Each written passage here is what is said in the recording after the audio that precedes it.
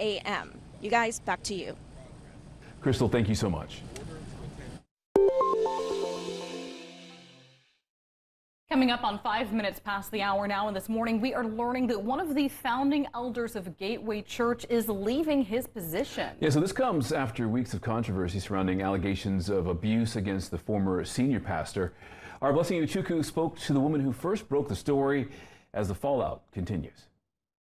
Dee Parsons has been writing about sexual abuse within churches and pastors and leaders accused of these acts for nearly 2 decades. She says she was surprised Robert Morris resigned days later after she posted her story, and she says it was wise that his son stepped down as well. James and Bridget, you are loved by this house. A round of applause followed by a standing ovation as members of Gateway Church, one of the largest in the country, say goodbye to yet another leader following the child sex abuse scandal plaguing the North Texas megachurch this summer. But we do grieve not being here with you.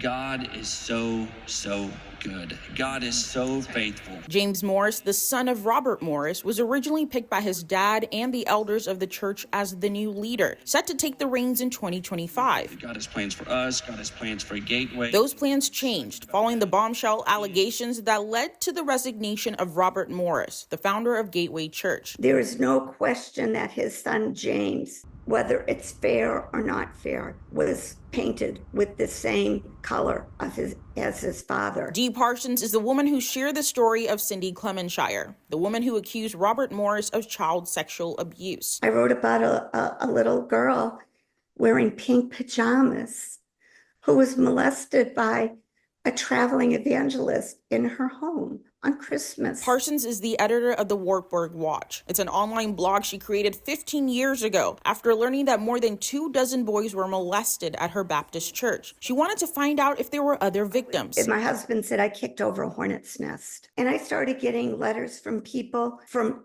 all denominations about abuse. And they would ask me, will you post our story? Clemenshire shared with Parsons the sexual abuse she says she faced in the early 80s for nearly 5 years when she was just 12 years old at the hand of Morris. He was a married pastor in his 20s. His story led to a statement by Morris, his later resignation, and several statements from the elders of the church, who later addressed Clemenshire during a weekend service. Cindy, in case you are watching, we want to again apologize to you on behalf of our entire church for the years of pain that you have endured. Although the sexual abuse happened before Gateway was founded in 2000, Clemenshire shared in a statement she contacted Morris in 2005 and 2007 about the abuse, asking to be reimbursed for the thousands of dollars she spent on counseling. Parsons says she was offered half of what she requested and was asked to sign a non-disclosure agreement to get the money. She refused and kept telling her story. We are going to launch a search for a new senior pastor immediately. The search is expected to take some time. We love you. In North Texas. Blessing Iwuchukwu, Spectrum News.